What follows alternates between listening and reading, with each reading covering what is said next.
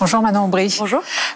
Hier, donc, une enseignante a été poignardée par un élève à Saint-Jean-de-Luz. On ne connaît pas les circonstances exactes de ce drame, mais est-ce qu'il est possible d'éviter une telle violence ?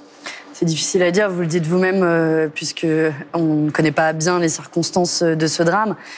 Toujours est-il que ce drame, on est saisi d'effroi. J'ai une pensée évidemment pour les proches de la victime, mais aussi pour toute la communauté éducative, les élèves qui ont vécu cette horreur, les collègues enseignants. Bref, dans ces moments-là, on a tous une grande solidarité. Il y aura une minute de silence qui sera observée dans tous les établissements de France et c'est une bonne chose. Le patron de Total Énergie, Patrick Pouyanné, a annoncé hier soir le plafonnement du litre de carburant dans ses stations-service jusqu'à la fin de l'année, donc à 1,99 €. Vous dites tant mieux ou mesure gadget ? Merci pour l'aumône, mais on va comparer ça aux bénéfices exceptionnels qu'ils ont enregistrés. Je ne sais pas si on mesure bien, 36 milliards d'euros. C'est le record de l'histoire de Total, mais c'est aussi le record de l'histoire du CAC 40. Et qu'est-ce que ça pose en filigrane ? Ça pose la question du partage de la valeur ajoutée dans notre société. Dans les années 80, un salarié, en moyenne, travaillait une semaine pour financer les dividendes des actionnaires. À l'heure d'aujourd'hui, c'est 45 jours par an.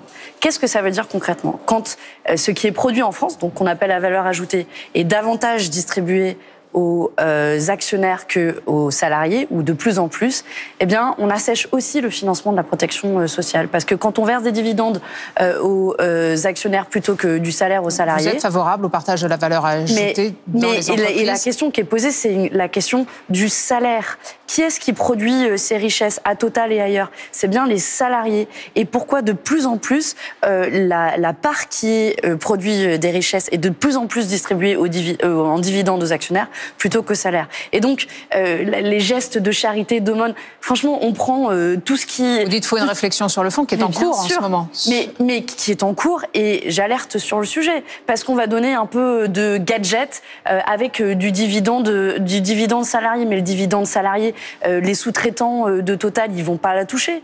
Les salariés, de manière générale, ce qu'ils veulent, c'est du salaire, avoir l'assurance que leur salaire augmente à minima à la hauteur de l'inflation, ce qui n'est absolument pas le cas dans l'immense majorité des entreprises. Et je trouve que ce débat est assez intéressant parce qu'il est lié à la question des retraites. Vous le voyez, quand on parle d'un point de PIB, c'est 25 milliards d'euros. Avec ça, il y a plus de trous dans les caisses de retraite. Et c'est pour ça qu'on doit avoir ce débat à ce moment-là, au moment où on débat de la réforme des retraites. Demain, cela fera exactement un an que Vladimir Poutine lançait son offensive sur l'Ukraine. La France insoumise a été critiquée, par exemple, au Parlement européen pour ne pas avoir voté toutes les sanctions contre Moscou. On les a toutes votées. Tout le monde ne les a pas votées au sein de votre groupe. Non, ma délégation France Insoumise a voté l'ensemble des sanctions. Oui, mais pas au niveau européen. Non, je suis présidente de groupe au Parlement européen et l'ensemble de ma délégation. Donc, vous voyez, ce genre de choses, c'est faux, c'est purement faux. Donc, je vous invite à vérifier. Et on ne joue pas avec un conflit qui est aussi grave que celui-là. Les députés français, mais pas tous au sein. Non, mon groupe, je suis bien placée pour parler, donc je vous invite à vérifier. Et ce qui démontre, c'est quoi notre position sur l'Ukraine ? Il faut aller plus loin au niveau européen ? Sur les sanctions, on l'a toujours dit, les sanctions, elles manquent d'efficacité. On nous avait dit, on va saisir tous les yachts, etc. Combien ont été saisis ? Pardon, mais personne n'est capable de dire vraiment ce qui a été saisi parmi les avoirs. Et puis, ce qui manque, je pense, au niveau européen, évidemment, nous, on a soutenu le soutien matériel, logistique, militaire également à l'Ukraine. On a voté toutes les résolutions qui allaient dans ce sens. Mais ce qui manque, à mon sens, c'est aussi une initiative diplomatique. De ce point de vue-là, j'ai pas de désaccord majeur avec Emmanuel Macron, qui disait pas plus tard que dans le JDD dimanche dernier qu'il faut, à un moment, il faut ramener la Russie à la table des négociations. Qu'il n'y a pas d'autre issue à un conflit aussi majeur que celui-là. C'est soit la guerre totale, soit une issue diplomatique. Alors qu'évidemment, pour qu'il y ait une issue diplomatique, évidemment, il faut faire reculer Vladimir Poutine pour qu'il comprenne qu'on ne peut pas écraser un pays de la sorte.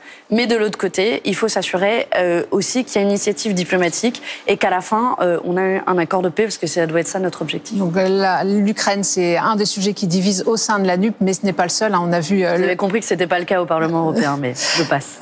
On a les désaccords avec les socialistes et les écologistes et les communistes se sont étalés au grand jour lors du débat à l'Assemblée. Vous-même, vous dénoncez le manque de lisibilité de la stratégie de la NUP à l'Assemblée. C'est la faute à qui ?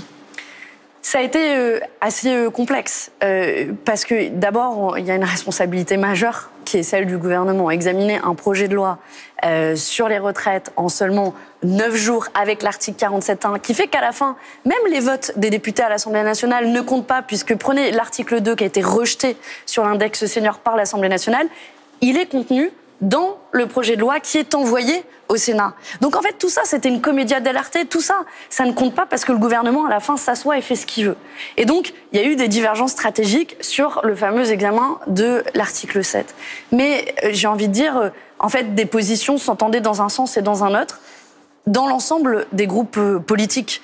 Et donc, la question qui est posée en filigrane, c'est comment on passe à une nouvelle étape de la NUPES pour faciliter ces discussions-là, faciliter ces prises de décision.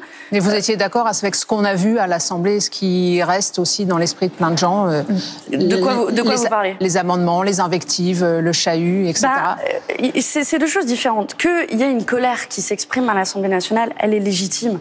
Et même M. Debré disait que c'est propre à l'histoire de l'Assemblée nationale de canaliser ces colères-là.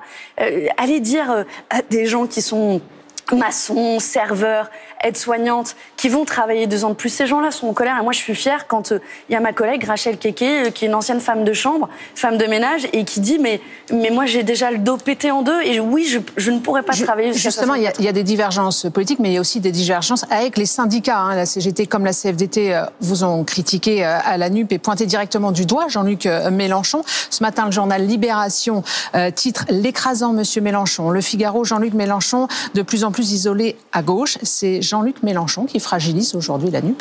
Vous pensez vraiment qu'aujourd'hui, le problème, c'est Jean-Luc Mélenchon, à l'heure où il y a une réforme des retraites qui nous amène à travailler à 64 ans? C'est ce que certains disent. Enfin, Jean-Luc Mélenchon, c'est aussi celui qui a fait 22% à la présidentielle, qui était sur toutes les affiches des candidats de la NUPES, qui nous a permis d'avoir 150 élus. Franchement, c'est un faux débat. Moi, ce qui m'intéresse, c'est comment on mobilise massivement pour le 7 mars.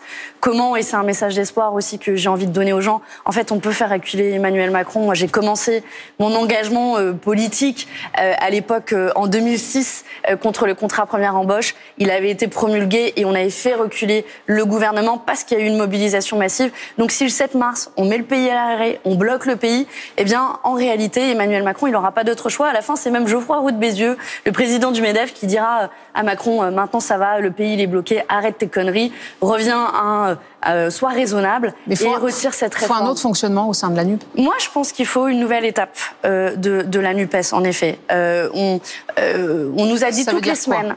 On nous a dit toutes les semaines que la NUPES allait mourir. Moi, c'est un truc que j'entends, c'est une espèce de marronnier chaque semaine, difficulté et tout. En fait, la NUPES, elle tient. Elle tient parce qu'elle est forte d'un projet commun de rupture, parce qu'elle a suscité un espoir chez des électeurs de gauche. Mais je pense qu'on peut passer à une nouvelle étape d'approfondissement de la NUPES, d'avoir des modes de délibération collectifs, de mettre en place une agora de la NUPES pour faciliter ce dialogue avec les syndicats dont vous parliez. D'autres niveaux de décision en amont. Et de travailler. Il faut que la NUPES, elle se matérialise du Conseil municipal jusqu'au Parlement européen et qu'elle dise très clairement que c'est l'alternative. Sinon, c'est quoi? C'est Marine Le Pen, c'est l'extrême droite, ou c'est l'extrême libéralisme d'Emmanuel Macron. La NUPES, c'est la seule alternative. Mais sur les élections européennes, par exemple, il n'y aura pas de liste commune. Les Verts ont dit... je désespère pas de les convaincre. Je désespère pas de les convaincre parce que pour moi, l'enjeu en 2024 sur ces élections européennes, c'est battre le Rassemblement national et la République en marche Renaissance. S'il n'y a pas une NUPES ensemble, rassemblée, nous n'aurons pas l'opportunité de le faire. Et je pense qu'on aurait tort de se priver de cette possibilité. Merci. Merci à vous. Manon Aubry.